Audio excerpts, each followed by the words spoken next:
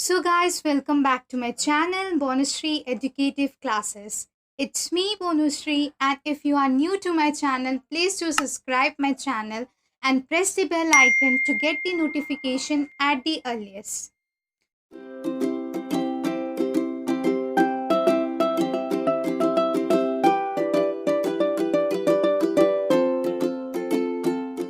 तो गाइस, अगर आपने मेरा part 1 and part 2 on Harappan civilization अभी तक नहीं देखा है, then please to check it for better understanding and clarification. तो चलिए वीडियो में आगे बढ़ते हैं। तो जनरली आज हम last 4 topics on Harappan civilization cover करेंगे। So the first topic is the ancient authority, second is the end of civilization, third is the different discoverers, fourth is the problems of interpretation. So let's start our first topic, that's the ancient authority. तो guys, Harappan civilization का एक unique feature है, जैसे कि हम लोग ने पहले भी पढ़ लिया है कि हड़प्पन सिविलाइजेशन का जो क्राफ्ट प्रोडक्शन था या फिर वो जो भी बनाते थे उसमें एक यूनिफॉर्मिटी था गाइस। जैसे कि उन लोग अगर बेड्स बनाते हैं या ऑर्नामेंट्स या ज्वेलरी, किसी भी तरह का चीज़, उसमें एक यूनिफॉर्मिटी पाया जाता है। इवन हम लोग ने एक चीज़ नोटिस किया है कि जो लोग स्ट्रीट्स और जो ड्रेन्स बनाते थे वो एक पैटर्न में बनाते थे, which is known as the grid pattern, जो कि एक राइट एंगल्स पे इंटरसेक्ट करते थे। तो इन सब से हमें ये पता चलता है कि शायद से वहाँ एक रूलिंग अथॉरिटी था जो हड़प्पन्स पर रूल करता था, जिससे कि ये यूनिफॉर्मिटी बना रहे और ये सारा एक्टिविटीज़ एक प्रॉपर वे में कैरी हो सके। तो इसके पीछे हिस्टोरियंस ने बहुत से चीज़ें को, बहुत से एविडेंसेस को फाइंड आउट किया है और उससे हमें पता चलता है कि वहाँ शायद से कोई एक अथॉरिटी था जो कि हड़प्पन्स पर कंट्रोल रखता था। तो इसके पीछे के जो एविडेंसेस है वो क्या क्या है मैं बता देती हूँ। फर्स्ट ये है कि वहाँ पे उन लोग को एक बहुत बड़ा सा एक स्ट्रक्चर मिला था, एक लार्ज बिल्डिंग मिला था। उस जैसे कि large building they found in Mohenjodaro was labelled as a palace by the archaeologist. तो आर्कियोलॉजिस्ट बताते थे कि ये जो लार्ज बिल्डिंग है ये एक पैलेस की तरह था, और उसके साथ साथ उन्हें एक स्टोन स्टैचू मिला था जिसका नाम है प्रिस्ट किंग। हाँ दोस्तों, प्रिस्ट किंग। तो इससे पता चलता है कि शायद से प्रिस्ट किंग वो बड़े से पैलेस में रहते होंगे और वो हड़प्पन्स पर एक कंट्रोल रखते होंगे। और गाइस, सबसे इम्पॉर्टेंट थिंग हिस्ट्री में जो ये टॉपिक है, the ancient authority of Harappan civilization, ये काफ़ी हॉटली डिबेटेड टॉपिक है क्योंकि इसके पीछे बहुत से आर्ग्यूमेंट्स बहुत से हिस्टोरियंस के द्वारा रखे गए हैं। सो लेट्स सी कि डिफरेंट हिस्टोरियंस और डिफरेंट आर्कियोलॉजिस्ट इसके बारे में क्या बताते हैं। First, some archaeologists are of the opinion that Harappan society had no rulers and that everybody enjoyed equal status. तो कोई कोई आर्कियोलॉजिस्ट का ये व्यू था, ये ओपिनियन था कि शायद से हड़प्पन सोसाइटी में कोई भी रूलर्स नहीं था और सब लोग एक इक्वल स्टेटस एंजॉय करते थे। पर जो दूसरे आर्कियोलॉजिस्ट है वो सोचते हैं कि शायद से वहाँ पे सेपरेट रूलर थे, कोई एक रूलर नहीं था, सेपरेट रूलर था, one in Mohenjodaro and one in Harappa.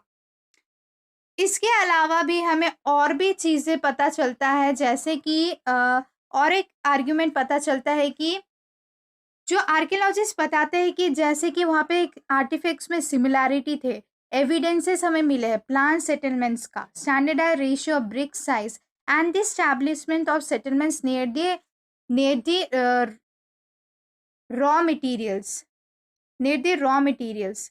तो इससे हम लोग क्या पता कर सकते हैं कि शायद से वहाँ एक ग्रुप ऑफ कम्युनिटीज़ होगा जो कलेक्टिवली मिलके ये सब डिसीजंस और कॉम्प्लेक्स डिसीजन इम्प्लीमेंट करते होंगे, इन सब पे एक नज़र रखते होंगे कि ये प्रॉपर वे में कैसे चल सके। तो गाइस, इस सब एविडेंसेस के आधार पे हम बता सकते कि शायद से हड़प्पन्स जो थे उन उन उस टाइम में भी हड़प्पन सिविलाइजेशन में एक एंशिएंट ऑथोरिटी होगा जो उन पर एक कंट्रोल रखता होगा। तो आई होप ये टॉपिक आपको क्लियर हो गया। If not, please let me know in my comment section. So let's move to our next topic, which is the end of civilization. End of civilization guys, ये भी एक hotly debated topic है। इसके पीछे भी बहुत से डिफरेंट आर्ग्यूमेंट्स दिए गए हैं कि क्या क्या रीजन हो सकता है for the end of Harappan civilization. Guys generally ये जो एंड था सिविलाइजेशन के, इट स्टार्टेड फ्रॉम 1800 BCE। ये 1800 BCE से हमें एक एंड देखने को मिला था of the Harappan civilisation.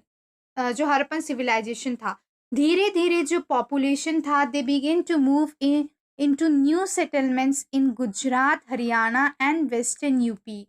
In sides पे वो जा जाके मूव करने लगे from the Harappan and Mohenjodaro sides. So ऐसा क्यों हुआ होगा, इस कैसे पता चलता है कि ऐसा एंड जो था, एंड का जो मार्किंग था, हमें कैसे पता चलता है कि इस टाइम से it mark the end of Harappan civilization? क्योंकि इस टाइम में हमें डिसअपीयरेंस मिला for what, for distinctive artifacts of the civilization, weights, seals, special beads. तो क्या पता चलता है कि उस टाइम में जो 1800 BC था, उस टाइम में हमें जो यूनिफॉर्मिटी मिलता था in making of different artifacts, वो धीरे धीरे डिसअपियर होने लगा। हाँ गाइस, वो धीरे धीरे डिसअपियर होने लगा। और साथ ही साथ जो लॉन्ग डिस्टेंस था वो भी डिसअपियर होने लगे। जो हाउस का कंस्ट्रक्शन टेक्निक था, ये डिटोरिएट होने लगे और इसमें भी हमें डिसअपियरेंस देखने को मिला। तो सब कुछ धीरे धीरे खत्म होने लगा और इसी कारण से ये फेज को कहा जाता है the late Harappan. Yes, the late Harappan और द सक्सेसर कल्चर। तो इसके पीछे बहुत से एक्सप्लेनेशन दिए गए हैं, जैसे कि सब कोई आर्कियोलॉजिस्ट ये सोचते हैं कि शायद से क्लाइमेटिक चेंज जैसे कि deforestation, excessive floods, shifting and drying up of rivers और over use of the landscape, इन सब के कारण the end of civilization took place. So इससे क्या हुआ, the collapse of the entire civilization. इससे जो पूरा सिविलाइजेशन था, it begin to collapse.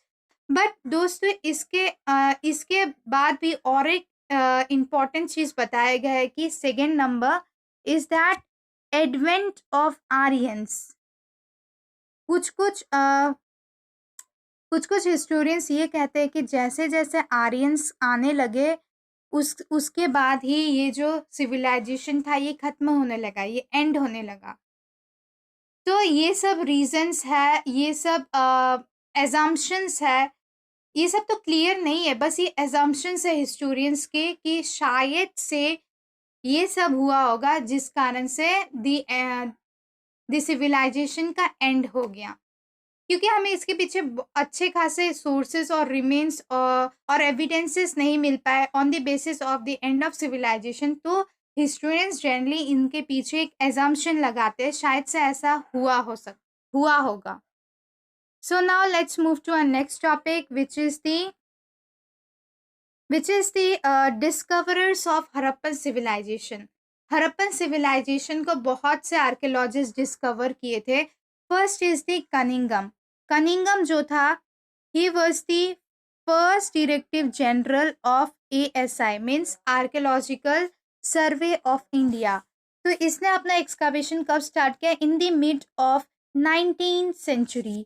He started his investigation from the mid of 19th century। In fact जो कनिंगम था उसने चाइनीज लिटरेचर का हेल्प लिया था to know about the Harappan civilization. He used the account left by the Chinese Buddhist pilgrims who has visited the subcontinent between the 4th and 17th century। So Cunningham को लगा शायद अगर वो ये सब जो चाइनीज पिलग्रिमेज जो थे, पिलग्रिमेज द बुद्धिस्ट पिलग्रिम्स, शायद से इनके अकाउंट से उसे हड़प्पन सिविलाइजेशन के बारे में पता चल सके। But he was wrong guys, ऐसा कुछ नहीं था। It was not at all useful. जो चाइनीज अकाउंट था, जो चाइनीज उस टाइम में विजिट किए थे, जो उन्होंने लिखा, वो जनरली उन लोग का अपना एक्सपीरियंस था इन हड़प्पा। बट उससे हमें कुछ हड़प्पन के बारे में ज़्यादा कुछ पता नहीं चल सकता है। So he took the help of a wrong account which lead to him to misleading. ये उसे मिसलीडिंग की ओर ले गया। इससे क्या हुआ कि गाइस उसको उस टाइम में बहुत से आर्टिफैक्ट्स मिले थे, but he did not realize how old they were. उस टाइम में उसे इतने सारे आर्टिफैक्ट्स मिले थे, बहुत से एविडेंसेस और रिमेन्स मिले थे, बट वो जो वो कितने टाइम पीरियड में होंगे, वो कितने साल पहले का होगा, ये वो ड्रॉ आउट नहीं कर पाए, because he took the help of wrong account, that was the Chinese account. ठीक है गाइस। और इसका सबसे बड़ा मिस्टेक ये था कनिंगम का कि उसे लगा कि Indian history began with the first cities in the Ganga valley. उसे लगा कि जो इंडियन हिस्ट्री है it start from Ganga valley. No guys, it's wrong. It generally starts from the Indus Valley civilization. Yes, our Indian history starts from the Indus Valley civilization. तो इससे तो हम Cunningham के बारे में जान चुके हैं, बट इसके साथ साथ और भी बहुत से आर्कियोलॉजिस्ट थे जो हड़प्पास के बारे में जानना चाहते थे। सो लेट्स सी कौन कौन थे। जो दयाराम साहनी थे, देन राखल दास बैनर्जी, इन लोग ने बहुत से सील्स फाइंड किए थे फ्रॉम मोहनजोदाड़ो, और इसको एक्सकावेशन करने का उन लोग ने सोचा to find out the remains of Mohenjodaro and Harappa. तो जॉन मार्शल जो था, he was also the director general of ASI, announce the discovery of new civilization in the Indus valley of the world.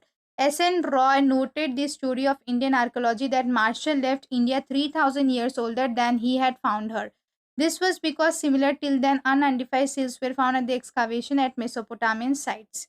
तो जॉन मार्शल जो थे वो भी excavation करना start कर दिए थे, और उन्होंने जो था वो कनिंगम की तरह मिस्टेक नहीं रिपीट किया। ही फॉलो अ स्ट्रैटेजी, उसने एक स्ट्रैटेजी फॉलो किया था। He followed a strategy. What was that strategy? उसने क्या किया कि वो एक्सकावेशन स्टार्ट किया along the he started the excavation along the regular horizontal units. Okay, वो हॉरिजॉन्टल यूनिट्स के अनुसार से एक्सकावेशन स्टार्ट किया, बट उसने भी एक मिस्टेक किया gas. Yes, he ignored the stratigraphy of the site. उसने भी स्ट्रैटिग्राफी को जो था उसने इस चीज को इग्नोर किया। What is stratigraphy? साइड में एक बॉक्स देख सकते हैं, you can see over there that study of these layers is called stratigraphy. The lowest layers are the oldest and the highest are the most recent. So इसके study को हम लोग क्या करते हैं? स्ट्रैटिग्राफी। तो जो जॉन मार्शल था उसने एक मिस्टेक किया कि उसने इस चीज़ को इग्नोर कर दिया। इससे क्या हुआ गाइस कि उस टाइम पे तो उसे बहुत से रिमेन्स और आर्टिफिक्ट्स मिले, पर जो उसने क्या किया था, वो जो डिफरेंट लेयर्स में थे, वो जो आर्टिफैक्ट्स थे वो डिफरेंट लेयर्स में रखे हुए थे। बस ऊपर उसने ऐसा एक्सकावेशन किया कि उसने एक बार में ही सारा आर्टिफैक्ट्स निकाल दिया। इससे बहुत बड़ी मिस्टेक हुई है गाइस कि इससे हमें उस टाइम का वो सब आर्टिफैक्ट्स का टाइम पीरियड नहीं जान पाए हम। इससे क्या हुआ, जॉन मार्शल वो उसका जो टाइम पीरियड था कि कौन से आर्टिफैक्ट्स कितने रेंज में, कौन कितने टाइम रेंज में होगा, वो सब हम ड्रॉ आउट नहीं कर पाए। तो इससे बहुत कुछ जो सोर्सेस था वो मिस हो गया, और ये सिर्फ और सिर्फ जॉन मार्शल की स्ट्रैटिग्राफी को इग्नोर करने का नतीजा था। तो जॉन मार्शल के अलावा भी जो R.E. व्हीलर थे, who was also the director general of ASI इन 1944। इसने ये फॉल्ट को रेक्टिफाई, रिकॉग्नाइज किया, और उसने स्ट्रैटिग्राफी ऑफ माउंट को फॉलो किया। तो उसने भी बहुत से एक्सकावेशन किए, बहुत से उसे रिमेन्स भी मिले, जिससे हमें काफ़ी कुछ पता चल सकता है हड़प्पन सिविलाइजेशन के बारे में। तो आई थिंक गाइस ये टॉपिक आपको क्लियर होगा कि कैसे कैसे डिफरेंट डिस्कवरर्स ने हड़प्पन सिविलाइजेशन को फाउंड किया, और उससे आज हमें ये सब पता चल रहा है। So guys, let's move to our last topic of this chapter, Harappan civilization, which is the problems of interpretation of the past. तो ये हमारा लास्ट टॉपिक है। आई होप कि इससे पहले का सारा टॉपिक आप सबको समझ में आया होगा, क्लियर हुआ होगा। अगर नहीं हुआ है और कोई भी तरह का डाउट रह गया है तो please let me know in my comment section. मैं ज़रूर उनको क्लियर करने का कोशिश करूँगी। एंड और अगर आपको कुछ समझ में ना आए तो please let me know. So let's start our last topic, that's the problem of interpretation. तो सबसे पहले हम लोग का जो सब टॉपिक है, इट्स द क्लासिफाइंग फाइंड्स। तो गाइस ये उतना इम्पॉर्टेंट टॉपिक नहीं है। इसमें जनरली ये बताया गया है कि जो आर्कियोलॉजिस्ट रिमेन्स को फाइंड करते उसे कैसे क्लासीफाई करते हैं। तो इसका 2 क्राइटेरिया उन्होंने बताया है।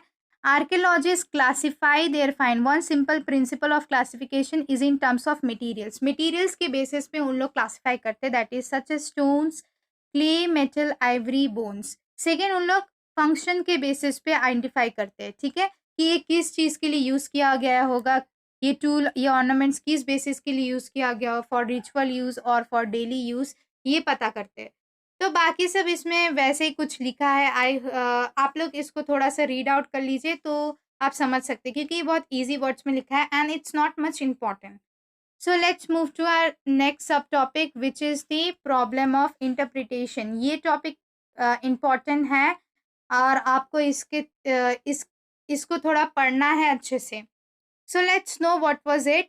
सो प्रॉब्लम्स ऑफ इंटरप्रिटेशन यानी जो आर्कियोलॉजिस्ट को रिमेन्स और सोर्सेस मिले फ्रॉम हड़प्पन सिविलाइजेशन वो काफ़ी नहीं है गाइस। तो इसी कारण से जो हिस्टोरियंस है, आर्कियोलॉजिस्ट है, वो एक अनुमान लगाते हैं कि क्या हुआ होगा, क्योंकि एग्जैक्टली हम बता नहीं सकते ना उस टाइम क्या हुआ होगा, क्यों क्यों हुआ होगा, तो एक अनुमान लगाया जाता है। तो उस टाइम में आर्कियोलॉजिस्ट को जो भी सर्टेन ऑब्जेक्ट्स मिलते थे जो कि काफ़ी अनयूजुअल और अनफेमिलियर थे, तो उन लोग ने सोचा शायद ये कोई रिलीजियस सिग्निफिकेंस के लिए यूज़ किया जाता होगा। जैसे कि उन्हें बहुत से टेराकोटा फिगराइंस ऑफ वुमेन्स मिले who were heavily jewelled, some with elaborate head dresses. तो इससे पता चल सकता है कि शायद इसे वर्शिप किया जाता होगा, ये वुमेन फिगराइन को, और इसका कोई रिलीजियस सिग्निफिकेंस होगा। और इसको उन लोग ने क्या माना है, मदर गॉडेसेस। ये जो सामने एक पिक्चर देख सकते हैं यही वो फिगर है जिसको फाइंड किया गया है, जिसे मदर गॉडेसेस बताया जा रहा है। तो इससे पहले वाले टॉपिक में हमने प्रिस्ट किंग के बारे में भी पढ़ा है, तो शायद ये भी कोई रिलीजियस सिग्निफिकेंस होगा, इसके भी पीछे इसका भी कोई रिलीजियस सिग्निफिकेंस रहा होगा। और जो ग्रेट बात है और फायर अल्टर्स है एट कालीबंगन और लोथल से जो हमें मिला है, इसके पीछे भी रिलीजियस प्रैक्टिसेस है, रिलीजियस सिग्निफिकेंस है। जैसे कि हम लोग ने पढ़ा था जो ग्रेट बात कॉम्प्लेक्स है गाइस, वो किस चीज़ के लिए यूज़ होता था, for some special public purposes, that was the ritual bath. तो इससे पता चलता है हमें। और इसके साइड साइड हमें बहुत से डिपिक्शंस ऑन सील्स मिले, जैसे कि some animals that one horned animals called as unicorn, इसका डिपिक्शन भी हमें सील्स में मिले हैं। और नेक्स्ट हमें क्या मिला है कि प्रोटोशिवा, सबसे इंपॉर्टेंट थिंग, जो प्रोटोशिवा का भी डिपिक्शन हमें मिला है। प्रोटोशिवा और conical stone object that is known as classified as linga. जो लिंगा है वो एक पॉलिश स्टोन है गाइस, जिसे हम as a symbol of Shiva worship करते हैं। तो हमें ऐसे बहुत से रिमेन्स मिले हैं जिससे हमें पता चलता है कि शायद से हड़प्पन्स भी इस रिलीजियस प्रैक्टिस के साथ जुड़े हुए होंगे, उस टाइम में भी ऐसे रिलीजियस प्रैक्टिसेस हुआ करते होंगे।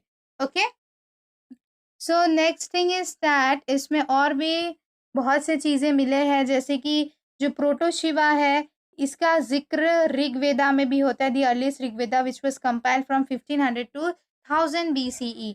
तो इसमें भी हमें पता चलता है ये एक दूसरा नाम है फॉर शिवा, लॉर्ड शिवा का दूसरा नाम है।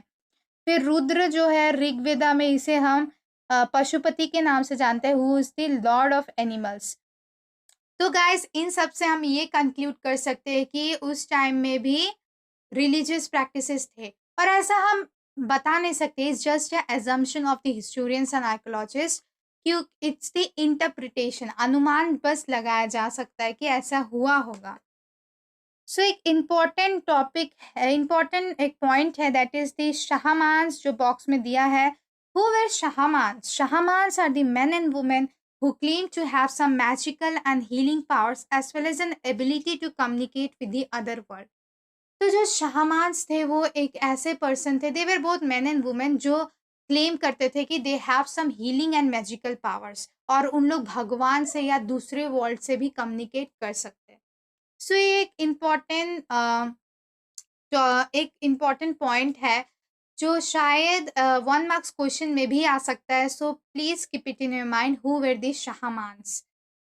तो गाइस इसके साथ साथ हम वीडियो के एंड में आ चुके हैं, और साथ ही साथ जो हमारा हड़प्पन सिविलाइजेशन है वो कंप्लीट हो चुका है। और अगर आपको किसी भी टाइप का डाउट है, अभी भी कोई डाउट है और कोई क्लियरिफिकेशन की आवश्यकता है, so please let me know in my comment box. I am always here to help you out. और गाइस अगर आपको किसी और टॉपिक में ऑफ क्लास 12 कोई और सब्जेक्ट या कोई और टॉपिक में वीडियो चाहिए, प्लीज़ लेट मी नो, मैं उस टॉपिक में ज़रूर वीडियो अपलोड करूँगी। और इसका जितना भी सैंपल क्वेश्चंस है ये चैप्टर का और जो फ्रीक्वेंट क्वेश्चन एग्ज़ाम में आते हैं, इसका एक मैं सेपरेट वीडियो बना दूँगी ताकि आप लोग के लिए हेल्पफुल रहे। So please stay tune and please subscribe my channel if you have not. And अगर आपको ये वीडियो बहुत ही अच्छा लगे तो please hit the like button and share my video. And अगर आपने अभी तक मुझे इंस्टाग्राम आईडी में फॉलो नहीं किया है then do follow me in my Instagram ID, नीचे पॉपअप हो रहा होगा या फिर इसका लिंक मैं अपने डिस्क्रिप्शन बॉक्स में दे दूंगी। और साथ ही साथ जो पार्ट 1 एंड पार्ट 2 है ऑफ हड़प्पन सिविलाइजेशन, इसका लिंक भी आपको डिस्क्रिप्शन बॉक्स में मिल जाएगा। So guys, thank you for watching. जय हिंद, जय भारत।